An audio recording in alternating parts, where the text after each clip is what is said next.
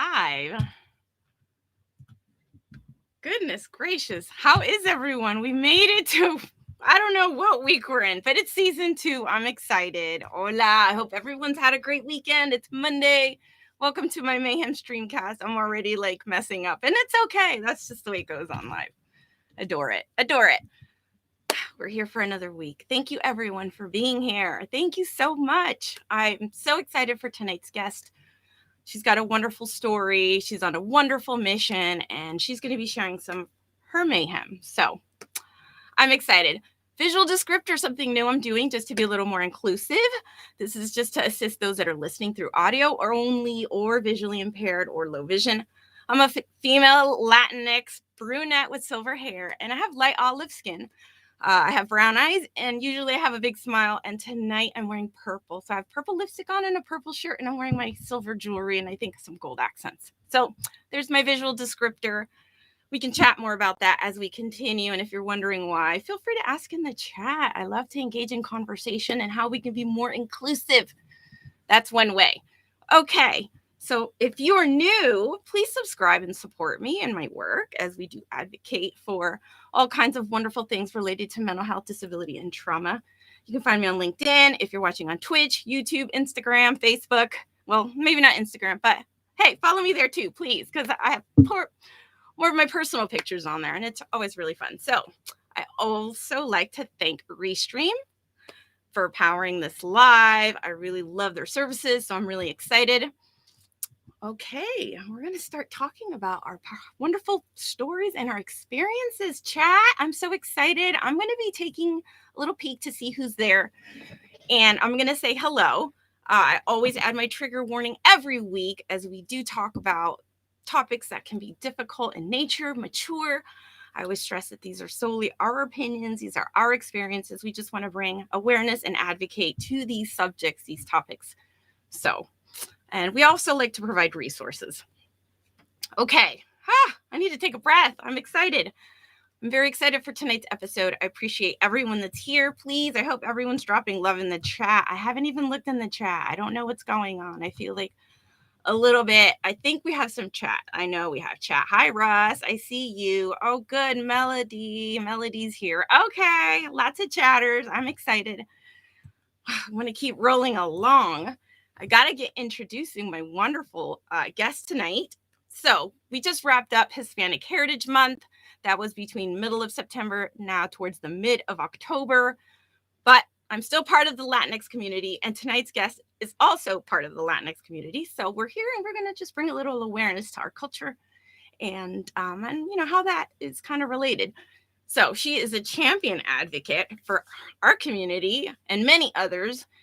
She's going to sit here with me, and we're going to bring awareness to this. Her name is Cynthya Hale. I'm so excited. She's the founder and CEO of FFT Helping Others and part of the National Domestic Violence Rally that was held in Washington, D.C. She has this grassroots advocacy 501c3 nonprofit organization, and she's been aiding individuals and their children through domestic violence, spreading awareness. She began this in 2011. I mean, she's been doing this for a long time. She continues to grow and serve her local community by offering assistance for families affected by issues of domestic violence. Her organization also aids and advocates for the Latino and minorities communities who need. And she likes to bring awareness to sex and human trafficking as well as leading other community action projects. And we're actually might talk about one of those that she has coming up towards the end of the month. She is a speaker, a radio host. She's an author, and her mission is transforming the world and serving those in need. So let me bring her out, Miss Cynthya. Hi, everyone. ¿Cómo estamos? Hola. Hey, qué bueno que llegaste. Thank you for being here. I'm so glad you are here. You're going to be my guest. Let's welcome the chat, okay? Because they're here for you too. They're here for you too, Hi, Cynthya. everyone. How are you guys? I'm so excited to be here. And buenas noches a todos. I know. Buenas. Hi. Well, hello, Rosemary. Thank you for being here. This is so nice. Yes. It's really nice to have everyone here. Mackenzie, best mod in the house, always taking care of the channels for me, helping me out. Melody, I gave you your shout out earlier. So thank you for being here. and Russ. Always fantastic. I know others will trickle in as as you know, we get talking through the hour. Hour's a long time of our time, so I understand, how valuable it is. But it's always nice to have people support you when you're doing Definitely. this kind of work, right? It's not easy. This work It's is not for the faint of heart or the thin skinned. not at all. Not at all. This is a difficult work for all of us to do. We all collaborate and we all do it together. Every single one of us who are here actually listening in is for a reason because we all care about human beings. We all care about human rights and mental health. We all care about domestic violence and those who are affected by it. Absolutely. Absolutely. I think that domestic violence really, we'll get into it a little bit. But tell us a little bit about who Cynthia is. I gave my introduction, but feel free to give your own introduction of, who you are and a little bit about your background and why you're so passionate and why you are my wonderful guest today to really bring advocacy to this wonderful month of advocacy. You're busy, so appreciate you Yeah. for being here. Yeah. So, my name is Cynthia Hale. I was born in Santurce, Puerto Rico. Came here when I was about 12 years old. I am a victim of domestic violence myself. I was actually affected by domestic violence so intensely by military domestic violence. I was stationed in Shreveport, North Carolina, with my ex-husband. He domestically abused me. And so I decided that I didn't want to stay in that situation or stay in that rut. I decided that I was going to change the perspective and actually be a leader for voices who are in need. But it actually became a much bigger in vendetta, not vendetta, but much bigger picture that I needed to actually help those who that were globally around the world. Then Hurricane Maria happened, Hurricane Dorian happened. Then we changed the perspective into changing the view of helping our brothers and our sisters in Puerto Rico who were affected by a hurricane. And that's a non-visual thing that actually affects us in a very traumatic way. And Mhm. so it's almost an abuse you can't see. People were affected by PTSD, they were affected by anxiety, and my family still lives there. And so we decided that not only did we want to help them, we helped, Hurricane Dorian and some other, hurricanes. But we help out children who are domestically abused and have child trauma. We help those who are human and sex trafficked. Yeah. And those are just very important situations that are globally, especially here in Florida, we're third in the nation for human and Yes. sex trafficking. So Yes. Yes. We're actively in Florida. I want to just give you a moment because you've said so much information, but I want to say hi to the chat because we had some new folks come in. So I want to say hi to Juana. Hi, Juana. ¿Cómo estás? Great to see you. Let me know how you're doing. Always wonderful to have you. Oh yeah, James. I said I was gonna pull your name up too. I know James is here. He said hi, DJ. So say hello to our guest Cynthia. She's yeah, got a hi great guys. story. So sweet. A big hello to Patty. Patty, ¿cómo estás? Thank you for being here. I'm so excited. Patty is going to be a new face here too. Let your mayhem be known. So she's going to be a guest, and it's so exciting. I can't wait to have her. I mean, just so many wonderful voices out there, really supporting the advocacy, the importance of these things in our lives. Really, that can just leave a huge impact. So, Yeah. Gabe, very important. We say hi to Gabe. Hi Gabe. Gabe, what's thank you for stopping by. Thank you for stopping by. Okay, back. Yeah, I know. Gabe's in the house. Right. I know.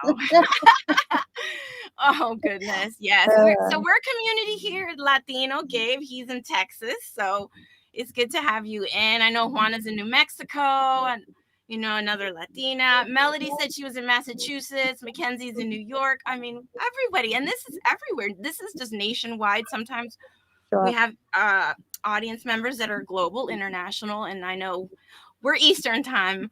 So, it's hard trying to catch the West Coast, trying to keep up with our Australian friends, our European friends, our African friends, and all the different time zones. But it is global. This is Yeah. very much global. And with COVID, which you haven't even really shared, I can only imagine what that has caused and how Yeah. this really has affected.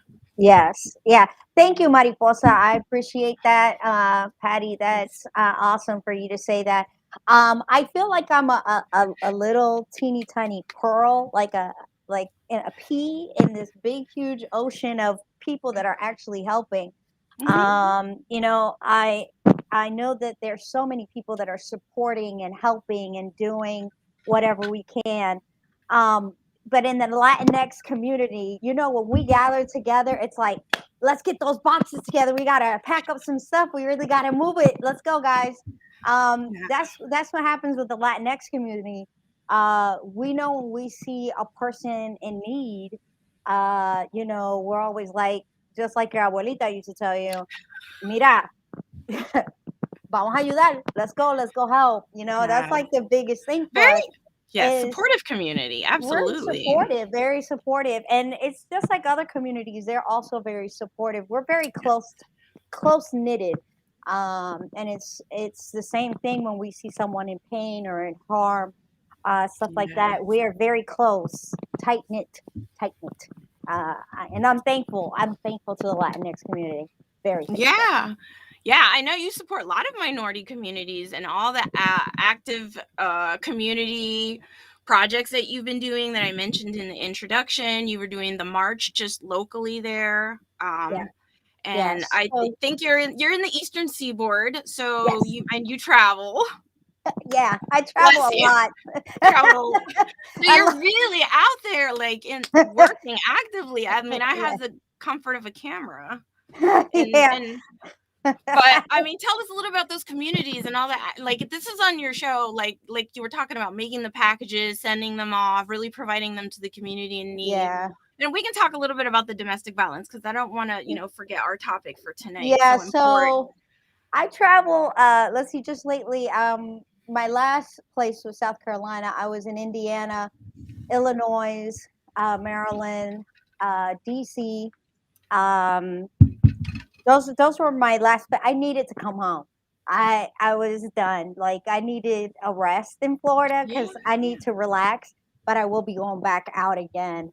Um, the biggest thing about advocacy is being able to travel because in those very rural places they have absolutely no idea what advocacy looks like and they have no Mhm. idea what training looks like. And so we not only go out to train, we also speak about the subjects that they have no idea about. So like when we go to Indiana, that population is not as large in per se in minority community, but when we explain to Mhm. them that they can still be potentially in danger of human and sex trafficking, we do explain to them what to look out for. So we need to make sure that we make them aware because not a lot of them know that. They're very close to Chicago, so we have to include those situations to them, and make them aware of that. Illinois is the same thing. They're smaller communities and have make them aware of those issues. It's imperative so that we can start battling uh, issues that are affecting our nation. When we start with smaller communities, we Yeah. can reach a larger And that spectrum. really is grassroots, right? I mean, that Yeah, is fundamentally grassroots. yeah, yeah. It's really hard because of course we're traveling. I'm traveling, and all I see are airplanes. Sometimes all I see is my car, and I'm eating out of my car, or I'm traveling everywhere, getting pamphlets together and giving stuff, for the Blue campaign, or getting my PowerPoints ready, or things like that. But really, in the end scheme of it all, especially when we're teaching on teen dating violence, uh, the the refreshness of it all is when a teenage boy comes up to me and goes, "I had no idea I was being domestically abused by my girlfriend." And so, that makes it all worthwhile to me because a lot of times we hear girls being abused by their boyfriends, but not a lot of times do we hear boys come up to us and say, "Hey, I had a problem. my girlfriend is harassing me or my girlfriend has been hitting me, but I had no idea that's what it was, that it was teen dating Mm. violence. So when we talk to them, we make them aware of what are the red flags and the signs. And when we talk to the parents too, the parents were like, I had no idea I needed to talk to my teenager about this. Is this that important? I'm like, yeah, it's important Wow. because they can potentially, the phone that they hold, I mean, this phone can potentially, they can lose their lives through that phone because really they can send dirty pictures or whatever. And that can cause them to be on the sex offenders list. And not a lot of parents know that. And there's one child years and years ago, it was a long time ago, was on Lifetime magazine, lost his whole entire time for being Mm. on the NBA or NFL. He's 12 years old and lost it all. He's not on a sex offenders list. And again, we don't really know what kind of pictures you're sending back and forth to your friends. You have to be aware, of what you're doing. It's really Well, important to us. I think I mean, you got me from the start when you said male, right? Like, I was like, wait, oh, is that the way we're going? Yes. Okay. So Yes. I know we got points. So before you go with that, because that was one of our questions we were going to talk about, Yeah. right? And Yeah. we're going to talk about. Let's start with that question, because it's domestic violence, a male issue, and you're representing, right? Like, it's not. I mean, it's not just one gender, just specifically No. abusing another gender. No. So No. no. So this year, we decided to change the perspective of the National Domestic Violence Rally and decided that we needed to have a male speaker. He actually is Pastor Troy Jones from the 108 organization. He was domestically abused himself, and he leads one of the largest men's organizations for males who are domestically abused. And it's something that we never actually talk about. We don't talk about how men are talked to, down to, hit at, punched at, scratched at. They never are harassed. But there's only two transitional homes or shelters for men who are domestically abused throughout the whole entire nation. We never talk about that. Now, there's maybe hundreds throughout the whole entire nation for women and children, but not any resources for men. And it's really hard because there's so many men out there who are told, hey man, suck it up. We're told to teenage boys, suck Mm-hmm. it up, stand up, you're good, scratch it off. I have two boys, and a lot of Stereotypes and times, stigmas within our own right, culture, right? We right, know. I mean, our own culture, our we used to own tell our boys, the mira, machismo, vamos, right? levántate si estás bien, come on, you're fine, come I've had this. on, I you're feel like I've had good. this conversation. It's so Suck yeah, it but up, it's you're important. good. But in It's a lot of true. times, we have to be careful how we are portraying those things to our young boys because Yeah. what we're doing is we're setting a bad stigma for them and we're Yeah. showing them that they cannot speak about their mental health problems. And we're not telling them that it's okay not to talk about what's going on within them. And what happens is that later on, it explodes into something very bad and worse.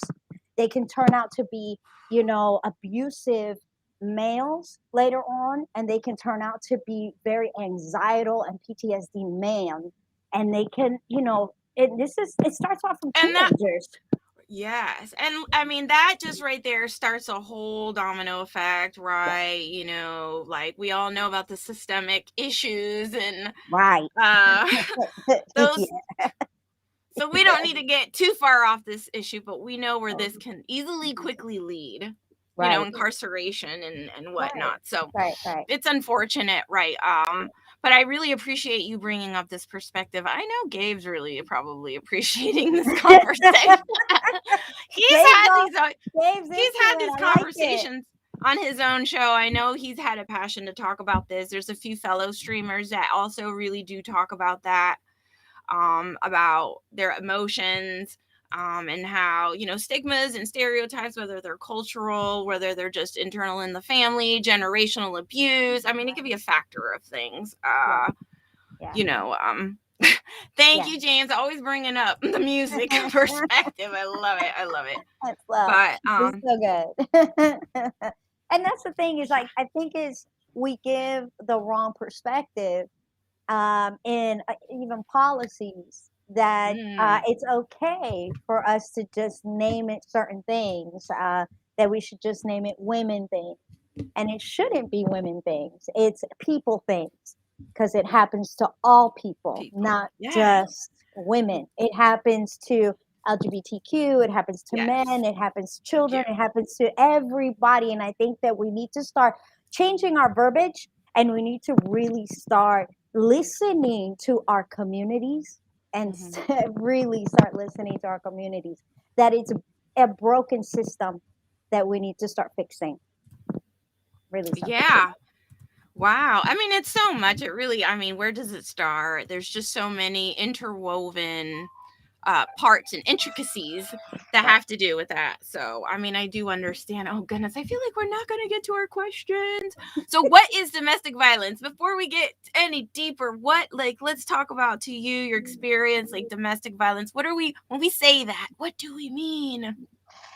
Under the UN, and let's name it as it should, because the UN kind of gives it a really great definition. Really, it's a pattern of behavior in any relationship, doesn't matter what it is, that is used to gain and maintain a power and control over any partner, no matter what the partner is. It Power and could be a control. family member, it could be anybody.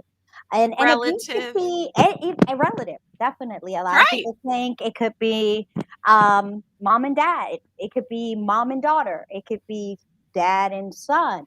It doesn't have Yeah. to be an intimate partner, although people say that. It could be any partner. And abuses usually can be physical, sexual, emotional, psychological, spiritual. A lot of times people don't mention that. Financial.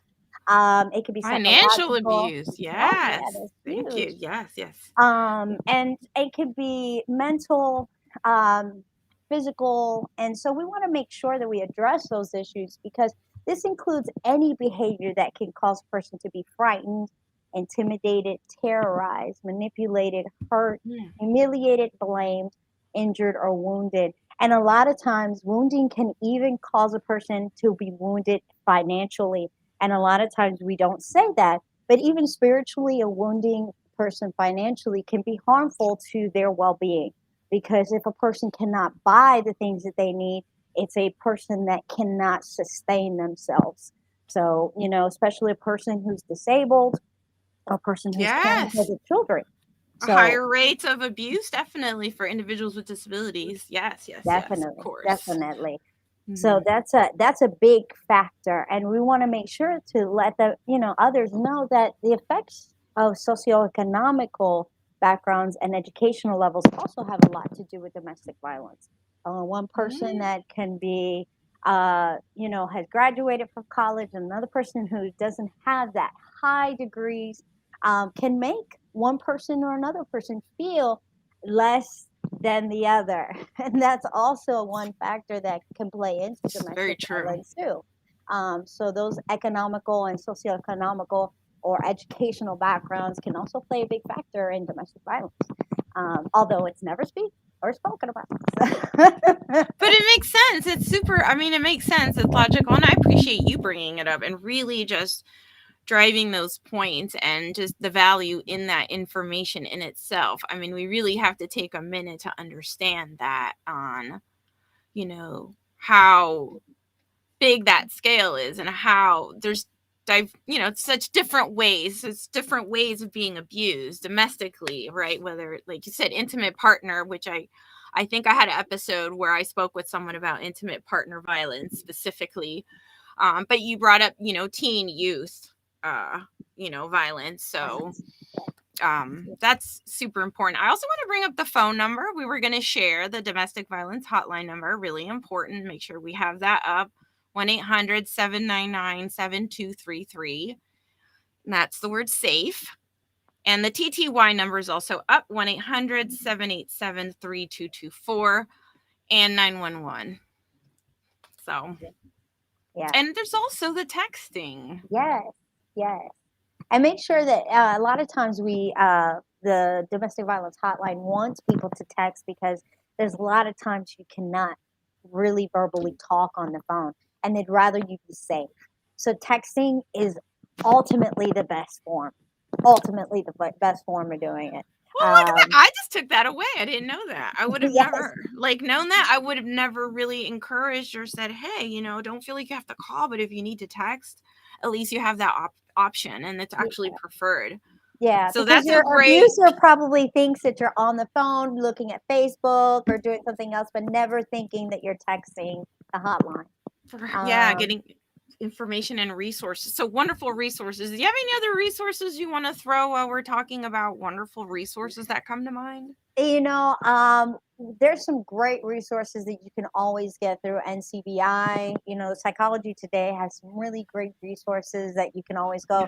And, if you are looking into getting resources, the Blue Campaign through the Department of Justice has some amazing resources for those who may be facing some sex or, human trafficking. And that's a big deal because domestic violence and human and sex trafficking play one to the other. So, and we want to make sure that we give the proper information to a person who might be facing those kind of situations.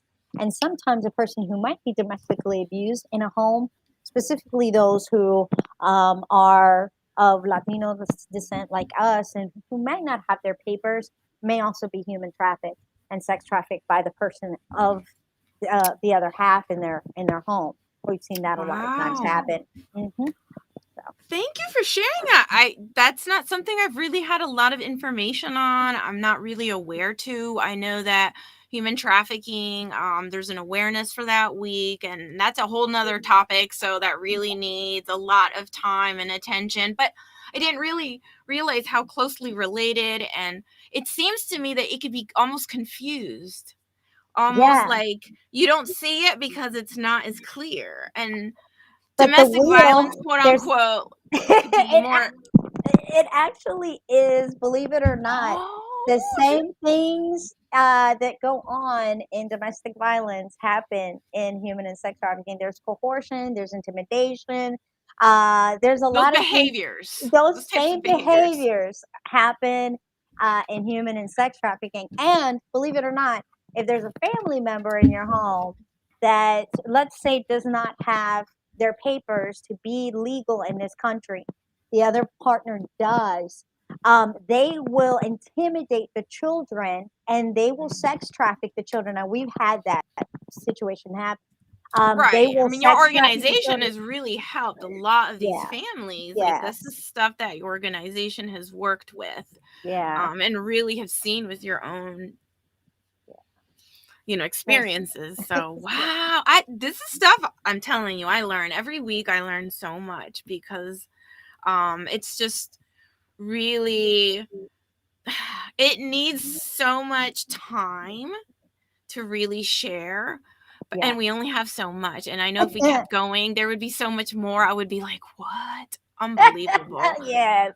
So you hang on to that because this is juicy, but respect. Okay, yeah. I mean, what is the cause? I'm not sure what that means, Adam. Okay, power and control in the wrong hands makes evil. Yes. I Wow. agree. Hello, Pastor Deborah. Thank you for all. Well, we appreciate That's sharing that's my information. mentor. I love Pastor Deborah. She's my mentor. Hello, Pastor. Thank you for coming. We appreciate your presence. Welcome to my community. Let your mayhem be known, my show, and everyone that's here. Thank you again, Bruce, for commenting and still being with us. I think that there is way too much emotional Awesome. abuse with our young children and teens. It can last forever. So true. Yeah. So Yeah, we talk about childhood trauma, really. I mean, I've worked for DCF, for the Department of Children and Families here in the state of Florida. Worked with kids abused emotionally, sexually, as a caseworker in the courts, in the, right there in front of with the judge and the right. attorneys and the service providers, and Yeah. hearing all the reports, factual reports, Yeah. evidence. So, yeah, I mean, it's not easy, and it's important, and like children, right? I mean, life Yeah. changing. veteran advocate. Yes, James. I'm loving how our community really like embraces Melody. Thank you for still being here. They use those things as weapon for control. I really think Yes. that's what I'm taking away is the power and control. Like any way Yeah. that they can find the power and control Yeah. Yeah. comes in patterns. Yeah. Great point, Melody. Yeah. And I'm thankful to veteran advocates who are here because we speak so much for veterans and for veterans who are dealing with so much domestic violence and those who are sexually assaulted. And we don't speak so much about our service members or service members' families who are dealing with domestic violence. That's like a totally different world. A lot of people don't know it, but civilian Right. worlds and military So life. let's go from like immigration, domestic violence issues to military. Sure. Like, Yeah. Let's do it. I'm on it. woo! Let's We're do going. this. Let's do this. Okay, so of course I'm a veteran. I was in the military as a female Latina, so I have a little bit of opinion on this. Sure. I don't know how much I'll share. I'll be quite honest about that. But Cynthia, feel free to share your experiences and really what your organization is doing, how you're Yeah. helping veterans, how we can Yeah. better help other veterans to Sure. maybe assist them through these issues. I know like the holidays are coming. We haven't even talked about, right, those holidays, once the stress, the money, financial, like Yeah. it comes. Yeah. Yeah. And I know there's the patterns Melody talked, but the seasonal, right? School, I guess the school systems, back to school, summer recreation, when school gets out, kids are going back to the home for more time. I mean, so much to talk about. So, but before we go to military, let's stick to your military one that you wanted to kind of touch on. I love Bruce. He's like, bring it on. Let's talk military. I'm on this. Okay. I love Bruce. I'm on this. I love it. We might get into some like good old conversations. See. This will be something. Okay. All right. Wonderful. Go for it, Cynthia. I'm So more than 40,000 incidents of domestic violence have been involving service members between 2015 and 2019 fiscal year, according to the analysis of the military between the GOA, and most of us already know that's the Gun Owners of America. That's the analysis that they have given. Now, we know that the analysis is always skewed because DOD is the one that does a lot of the research. And of their reports, what they're saying is that just lately they interviewed about 68 survivors of domestic abuse. They did chaplains, legal, others, indicating that there is some victims that had problems reporting their abuse. And there's some inconsistencies between reporting in the installation, the screening, the reports, and determining whether they meet DOD criteria for domestic violence. And our criteria for domestic violence between the DOD is what's going on the Senate floor right now.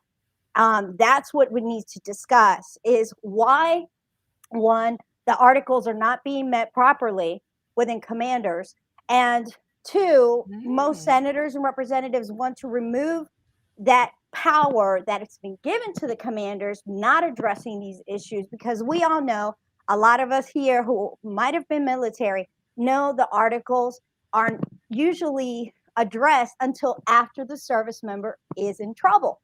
So let's say we have an article, a UCMJ article of rape, or UCMJ article. UCMJ. Tell them what the UCMJ. A lot of people don't know military justice. Right. So let's say a person gets in trouble. There's an article for that under the UCMJ for stalking or assault or rape or sexual assault. They won't know the article until after they get in trouble. But what we're trying to do is explain to them there needs to be a training process in basic training for those UCMJs prior to them getting in trouble. They should be trained. They spend 3 days on personal hygiene. We should spend at least 2 days on some of these UCMJs. Now, Senator Gillibrand is trying to remove at least 3 of these articles from being controlled by the commanding post. But unfortunately, it's only for sexual assault, for rape, and for rape and sexual assault generally. Like but specific, really, very specific. very Okay. specific. But that's only specific to what happened to her. And she was sexually assaulted in the military. So we need to, in the Air Force, actually. But we have family members who've been domestically abused. And I think that CBS News just did like a whole expose about the whole military reporting, and it was 100,000. It wasn't 40,000. It was 100,000 incidents of domestic violence. Now we need to change the perspective, and we need to make sure that it's not just 3 articles that get changed, and ensure that all articles get changed, so that it's not just taken to FAP, which is Family Advocacy Program, and it is not a punishable act.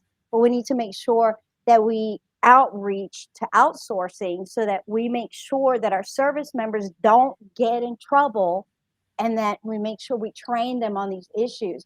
Because So more like providing them assistance and knowledge and education and resources.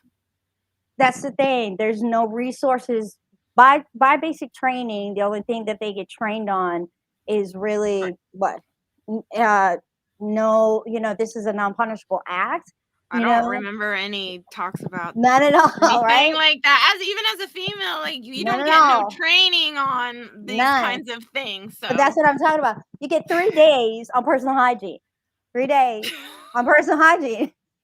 You should at least have some time to find out about some UCMJs that could potentially get you in really hot water. You could lose your pay. You can end up in the brig.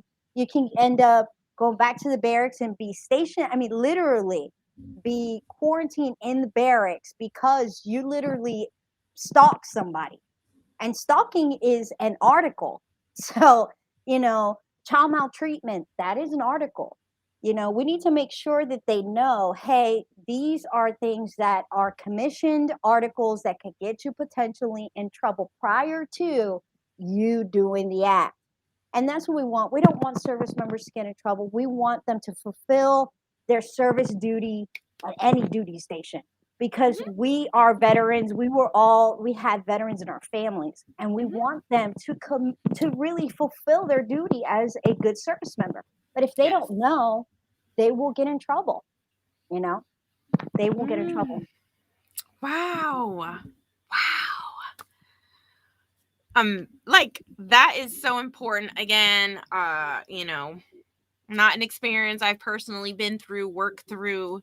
So I do appreciate the sharing of that and those experiences that you've witnessed, and you've kind of this information, the research, your organizational research, the policies, what's going on in Congress and in our government, and our military code of military justice, uniform code of military justice.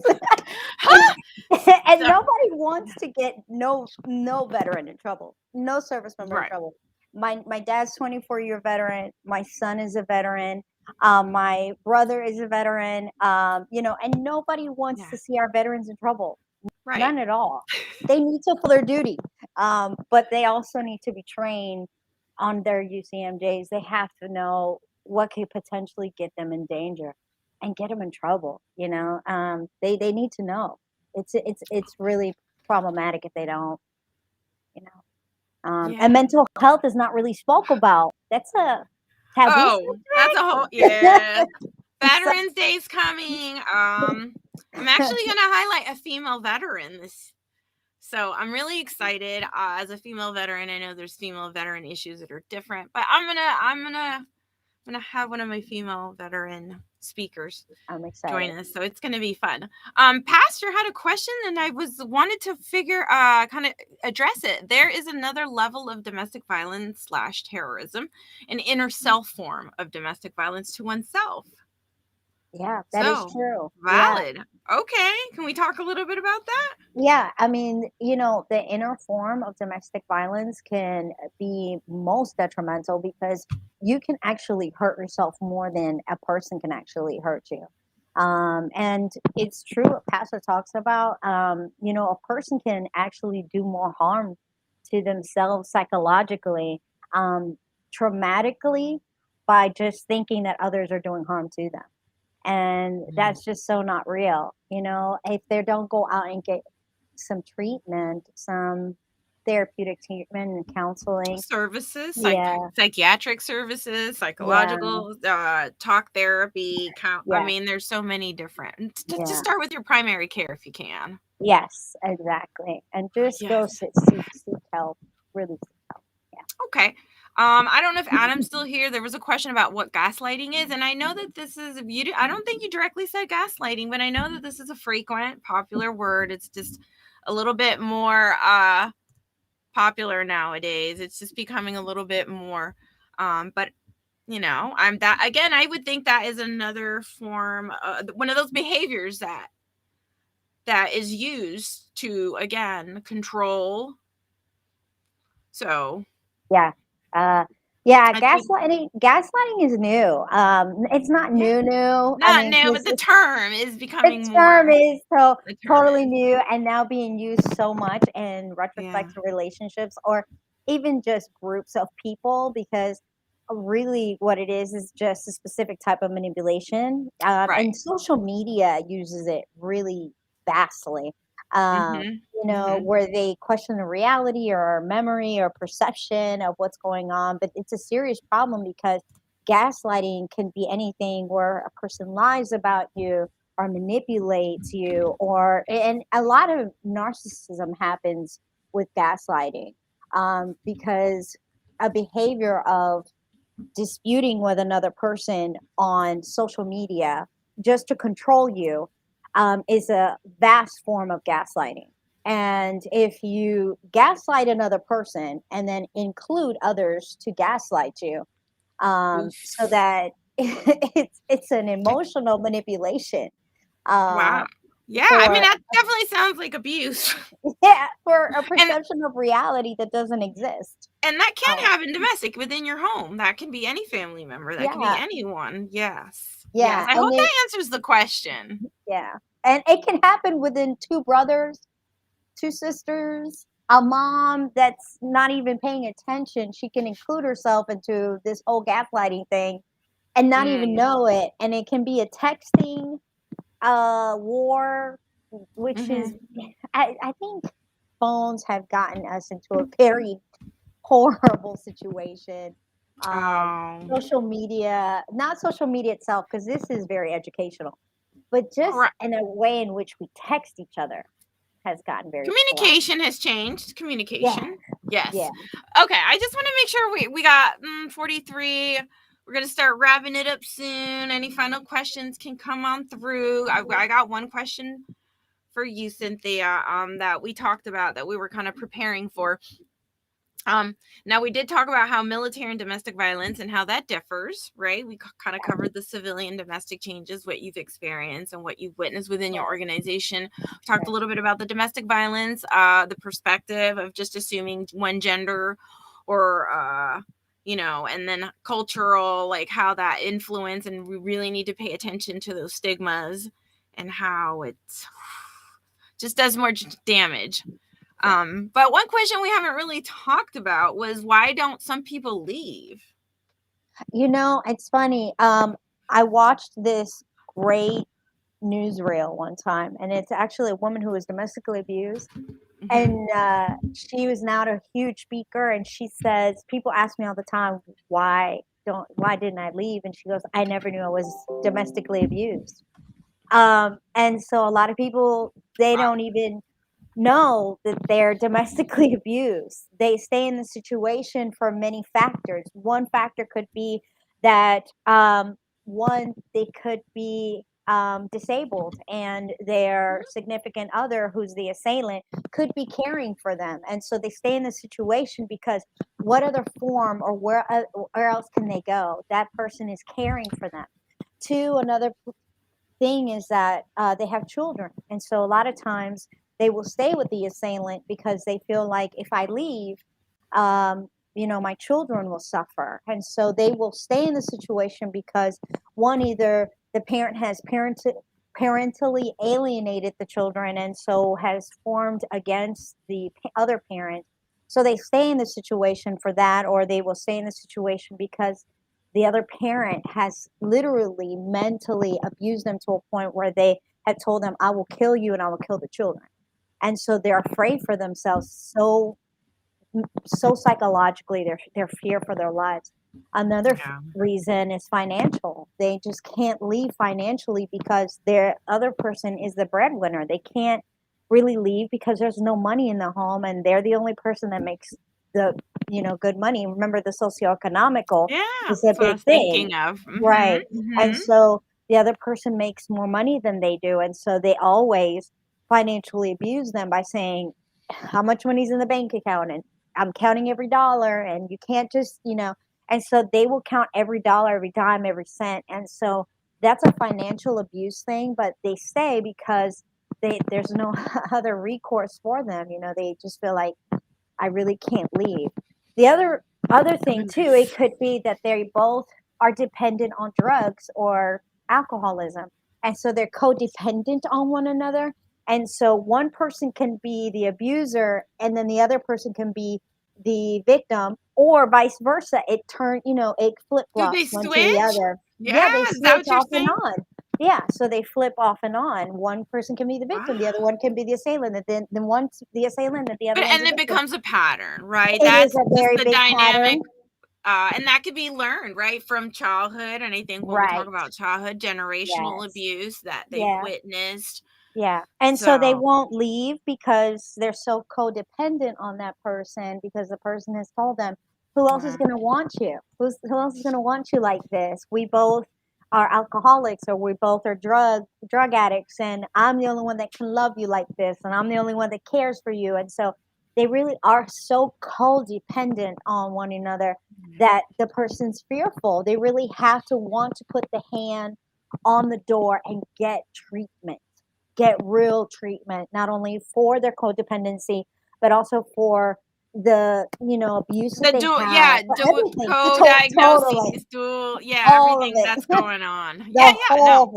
whole thing. And that could be probably the worst one out of all of them. It's just Mm. that they're codependent on drugs and abused by drugs, and they're also abused by an assailant. So it's the worst out of, I think, all of them. But um, yeah, or the other one too, and like we spoke about before, is that the person is here illegally, and the person will, harass them or hurt them or domestically abuse them and say, you don't have your papers and I will call INS on you.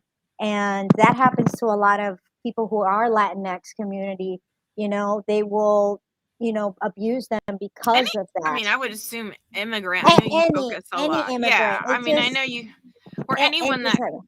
Yeah, Yeah, yeah, yeah. And I know we all of it, focus because of your experience, but yeah, I mean, that really could just come across from any all across the board. Right, right. yeah, I just want to say hi to Majida. What's up? Thank you for stopping through. Thank James you. saying hello to her. Yeah, such a leaving melody. Wonderful. Thank you for bringing this up because this is important to also mention how leaving is can be the Yeah, most dangerous time. yeah, So, yeah. And a lot of people can just give the wrong information to another person, just saying, hey, why don't you just pack up your bags and leave? That could be the most dangerous words you can tell to an abuser. That person really needs a good advocate. You can't just automatically want to put your hand on the door and just leave automatically. You mhm. really have to plan. Financially, you have to plan a good exit plan, you have to plan Safety all these plans. things, safety We planning, all know yes, about, I know about the safety plan. Everyone should, yes, safety plan, yes, having your safety plan, really yeah, preparing your papers, those important, your right, bag, your the bag, the everything, emergency bag, the hurricane, we call it a hurricane hurricane bag, we bag, call it the yes, medical bag, the baby bag. all of it, right. And we can't just tell person who's in a very extreme situation just to Mhm. leave and get out, because that's where deaths happen. That's where deaths happen, and so we have to So make really, sure. what is the first step? Really, what is that first step just to preserve your safety, and the most Right. safest way you would really encourage someone if you were in a bathroom and you overheard someone on the phone. I can only imagine if you heard someone on the phone talking to their Yeah. somebody, you could feel that you know that conversation. Yeah. You know that. You can feel it through your body, and you're like, Right. okay. Yeah. I can only So, assume. What do you suggest? you know, um, you know, usually a domestic violence victim, it takes up to 8 to 12 times before they decide that they want to leave. And Okay. so, So they gotta it want to takes leave. they're gonna want to. They're gonna want to leave, and a lot of times they don't want to leave. They will back and forth with you. A lot of times they'll back and forth with you. Um, but they really have to want to leave, and they're gonna have to want the betterment for their kids. I do not give my safety plan online. I also don't post it. The only reason why I don't post it is because an assailant can also look at that, Right. and they Absolutely. can know it No. too. Yeah. So we make sure that we don't give that information. But when we talk to a person who Hmm. is dealing with domestic violence, and we also give them codes. I know that a lot of people online talk about pizza. A lot of people also Oh. online talk about lipstick. So they talk about, hey, do you want your Avon? That's code word for them, Okay. so that they can keep safe. Those are safety words and keywords so that the person can stay safe. So Um, important to recognize that. right. Right. And And that's be what I aware said. that inner communication, those inner language really is important. Yeah. Yeah. Didn't Even realize that. texting, just texting and saying, hey, do you really want your lipstick order? Still, meaning code word, hey, do you still want to go to the shelter? Let me know. I can still Wow. get you in there. It's code word for them because, again, they're looking at every single email, every single text message. They're looking at every Yeah. single thing, and we want to make sure they're safe. And if we just automatically say, hey, we want to get you to a shelter, they'll see it. So we want to Yeah. make sure, yeah, not to No, say I mean, it's any of very it. confidential. I mean, when you're doing this kind of work, confidentiality is just the utmost importance. The Right. respect, dignity, establishing those communication plans and safety plans, and just knowing and working, and you really do encourage them to reach out to a local organization that has someone that is specifically trained in this. Yeah, so here in this area where I'm at, there's not a lot of transitional homes or shelter, but they are a lot of organizations like the YWCA or Hmm. that do help and things like that. We also do help. FFT Helping Others is huge about helping and getting resources any way we can to people. If you're in a rural place or in a place that doesn't have any at all, calling the hotline is key because they Okay. have resources that per se a smaller organization nonprofit does not. So if And someone's watching this on YouTube or they come across this video, really just reaching out to the hotline if they're in a rural area that can right, give them. Okay. right, yeah, and then also reaching out to a coalition too. Any national coalitions, they have them just about everywhere. Making sure that all the coalitions around are able to help them. There's, Florida Coalition. There's Louisiana Yeah. Coalition of Domestic Violence, and they have them just about everywhere so that they're able to help them in whatever they need. But being able to have some of those resources there so that they can understand, hey, listen, I really need someone now. And what we want to do is potentially either get them out of their state, because we've done that before. We actually transferred one lady Mhm. from California to Texas. Mhm. We did another one from Pennsylvania to Virginia. And so potentially what we want to do is get you safe. It's And safety. there's funding out there that Yeah, helps pay for relocations. So I've done a few relocations for domestic violence purposes along my wonderful right, 20 something years of advocacy. So there are right. organizations out there that have funding, and if you provide all the proper, sometimes they need a letter from their victim advocate, or they may need paperwork, Yeah, court paperwork, a police report, something like that. But right. A there's other protective order, no resources. trespassing. Yeah. So Yeah, there are resources out there, and there's funding to help people get out of situations right, as well. So we right. just want to keep sharing these messages. Yeah, and making sure that, if you are being domestically abused and you do get a protective order or a protective order, no trespassing ordinance, there's victim compensations, and this, there's victim compensation that will help you if you have gone through something traumatic and you need compensation. That compensation can also help with anything you might need. So, in case you need something, a lot of people don't seem to understand that the courts do have victim compensation. So Okay. it could be I don't up think to I even 10,000. knew that. I mean, I knew that, Yeah. but Yeah, I there's think systems are really starting to understand like all these yeah, moving parts and how there really needs to be yeah, different, everybody needs different things, right? So equity, right? Like meeting them where they're at, and this person may need this type of assistance or right, service to get them out of that domestic violence, and this person may need a totally different type of assistance to really get them out right. of that. So Yeah, I think yeah, that's, I mean, to me, that's what I got out of that. And there's funding for all different kinds of whatever's good for your situation, but you got to find the right person. You got to reach out and really talk to someone that specializes and know specifically, so your life isn't at risk, because it's, I yeah. mean, Yeah, whew. and that's what it's all about. I think that what it is just trying to make sure that you're safe. I know that a lot of areas are a lot smaller, but they Mhm. still are trying to provide a lot of victim compensation for a lot of victims. And if you have to utilize that victim compensation for that, then I would definitely do it. Definitely. Okay, we're gonna start wrapping up. We've got a couple minutes. I don't want to keep you too late. I know you're tired, you're hard working, so we're gonna talk. I know you have some books, so you have your Amazon book, you have your children's books that you've created along the way, but you also have the petition, and that's what I want to focus on, is your petition. And this is important, right? Signing the Yeah. petition. This is something that anyone watching this can actively go do. If you're in the chat, just uh, sign the petition. Tell us about that specific one that you wanted to share, that you're trying to reach. Yeah, Um, so we right now are trying to reach the summit. The summit for us would be 15,000. We have about almost close to 14,000 signatures right now, Almost there. All and right. we're almost there, almost there.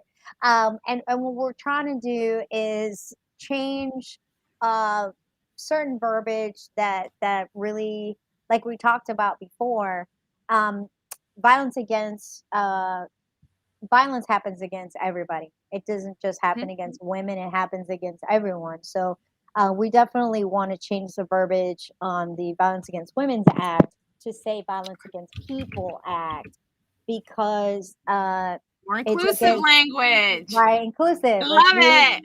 inclusive, right. And Inclusive so we language. wanted to make sure that it happens and that we let our legislators know, hey, it's everyone. And not only that, we want to also include within the Violence Against People Act our military members. And in the Violence Against Women's Act right now, there Mhm. is no paraphrasing within there that protects our military members at all or their families. So if a person is sexually assaulted in the military, it can't be protected under the Violence Against Women's Act at all. So we can't protect them under the Violence Against Women's Act. But if we were to include the Lautenberg Amendment within the Violence Against Women's Act or the Violence Against People Act, we would have a small paraphrasing in there that would protect every service member, every family member, in every base, no matter what situation is, they would at least be protected under there. Because right now, when you're dealing with domestic violence under our bases, no family member is protected. They have to go to the Red Cross to get help. And they stay for about 2 to 3 days. They give them like a 2 to 3 day voucher, and they stay in a local hotel. And they also give them like, cards for food, and that's about it. That's all a family member gets. Service member families. That's it. They don't get nothing else. But if we were to per se say Violence Against People Act and include service members, they would get funding or some sort of funding for people who are, organizations that are helping service members, who are going through domestic violence. So Wow. definitely, we really need that. And that would help us get there. It will really help us get there. And Okay. yeah, this is important. It is important. Okay, wonderful. So we've had that up there. It's HTT. I wish I could figure out how to drop it in the chat. Hold on one second. I'm going to take it and I'm gonna copy it. Ooh. And then I'll put it back up. And then let me see if I can throw it in the chat for everyone. If they want to check out that link I just sent out, it's going to YouTube, DLive, Facebook, YouTube, LinkedIn. Oh dear. LinkedIn's always behind when it comes to, let me go over to LinkedIn, friends, and see if I can just drop it there. There. Okay. Okay. So I appreciate all your time, your energy, your information, wealth of information, things I didn't know. I'm just here to really just kind of welcome these experiences. And really, I understand from a service provider, from being at the table, from being in the courts, from sitting with families and individuals going through these. But your perspective and your contributions are very unique. And I love the intersections, right, of all the different communities and how inclusive really this movement needs to be. And I like that we were able to not give it that same old male on female kind of own stigmatized type of version of domestic violence. So Right. it really is a new not a new, but a more inclusive way to understand what domestic violence is and how it happens. And it can be in any kind of relationship. Right. That's in a home, right? In a domestic setting, in a home. That's what we call in the state of Florida domestic would be within the home. Right. Someone that lives inside there, lives with you. So wonderful. Thank you everyone for being here. Let's start saying our goodbyes. No more questions. No more questions. If you want to connect with Cynthia, please connect with Cynthia. She's more than excited and welcoming of connection requests, network requests. She wants to get this message out. She's going to be local with me, so I might have some pictures on LinkedIn, and we'll make a little video. We'll take a little an in real life meet up. I'm so excited. So you're going to be in my hometown really soon, and that just totally blew my mind. And I knew that this conversation was going to be wonderful when I got that message. Melody, thank you for screenshotting it. That's a great idea. Mackenzie, did I get you? Thank you for being here. You've been a wonderful mod, the best mod ever. James, always contributing to the conversation. That question is going to need to be answered. Why is the People Protection Act not enforced for the military? So, good question. Hold that thought. We're going to have to get going. I don't know if you can take that question, but it's a good question. Thank you both, Bruce, for supporting our talk, our conversation. I mean, this is just all of us. It's not just me and her. It's all of us. Everyone that's here, right. All of you. We all make a difference in this conversation and this advocacy and this awareness. So, oh yeah, he's up there in Jacksonville. So look at that. It's amazing. It's wonderful. See, it's our community. It's really a lot smaller than you realize, right? I know. It really is. It really is. So they're more than welcome to come on the 30th and come and hang out with us. So. That information is on your website. Yes, it is. So you can definitely go to www.fft-helpingothers.com. Okay. All right, Cynthia. Well, we're going to wave and we're going to say our goodbyes as we get out of here because we're tired. Good night, everyone. Thank you. Bye. Bye, everybody.